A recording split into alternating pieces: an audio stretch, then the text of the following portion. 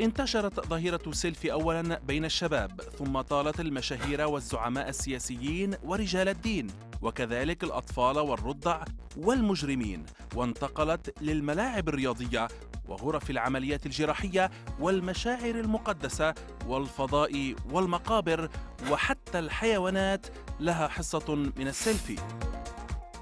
لقد انتهى ذلك الزمن عندما كانت العائلة تتجمل وتتأنق استعدادا لالتقاط صورة تذكارية مثالية، وحل محلها صور خالية من التكلف لشخص شبه نائم يأكل، يشرب، يعطس، فيما أصبح يسمى الصورة الواقعية. باتت الصورة العفوية جزءاً لا يتجزأ من الإعلام الجديد، وبات المستخدم صانعاً ومرسلاً للمعلومات، ولم يعد مجرد مستهلك لها. ومن خلال صور السيلفي يخلق مادة إعلامية قد يضيق مداها بمحيط المستخدم الخاص من الأصدقاء، وقد يتسع ليصبح عنوانا كبيرا في وسائل الإعلام العامة. اختلف الخبراء النفسيون في تحليل هذه الظاهرة بين من يعتبرها اضطرابا عقليا ونرجسية مفرطة، وآخر يعتبرها إحدى الوسائل الحديثة في التعبير عن النفس، تبرز الجانب المرح في الإنسان، وهي مصدر بهجة وسعادة لمن يلتقطها.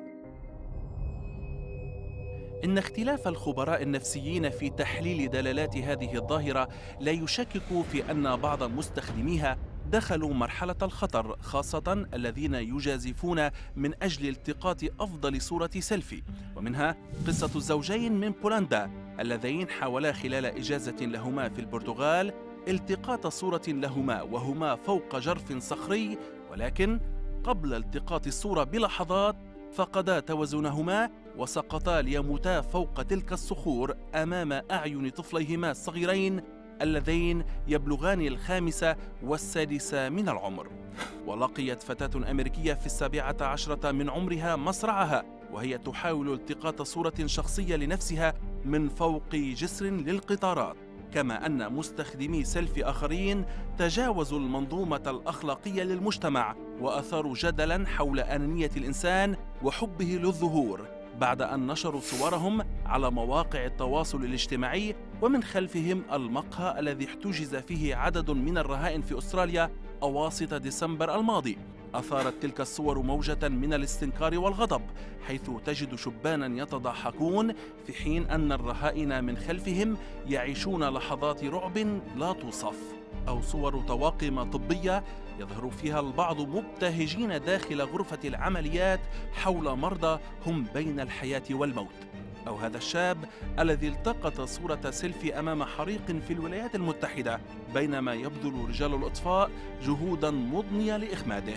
وأظهرت خلفية صورة سيلفي التقطتها امرأة في نيويورك رجلا يحاول الانتحار برمي نفسه من أعلى جسر بروكلين، وبدلا من أن تظهر تعاطفا مع الشاب أو تحاول إنقاذه استغلت اللحظة لالتقاط سيلفي لنفسها.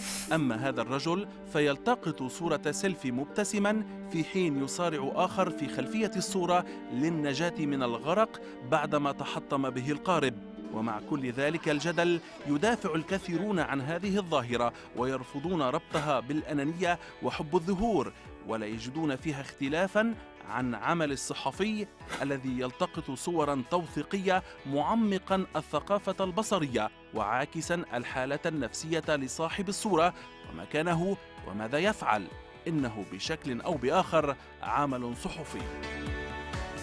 انتشار السيلفي دفع العديد من الشركات لاستغلاله في تسويق منتجاتها، كما قامت شركات أخرى بتصنيع آلة على شكل عصا خاصة بتصوير السيلفي، لكنها أثارت القلق، حيث أن هذه العصي المجهزة بتقنية البلوتوث تتضارب تردداتها مع الأجهزة الصناعية والعلمية والطبية، بل إن بعض الدول بدأت تعرض مستخدميها للسجن والغرامة.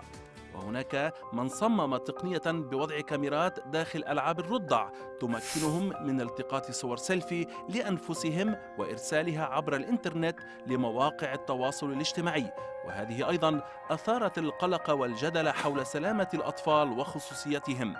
تلك الخصوصية التي حاول الإنسان حمايتها عبر العصور، لكن السيلفي غير أخيرا هذا المفهوم وأظهر نزعة جديدة لدى الإنسان، وهي الإعلان عن أكثر لحظات حياته خصوصية ومشاركتها مع الجميع.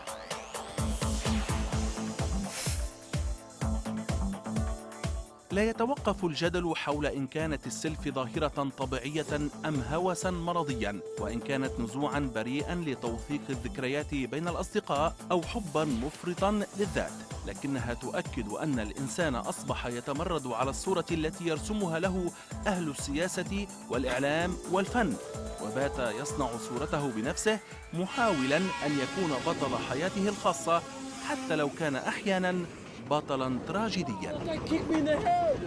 I think I got that on film.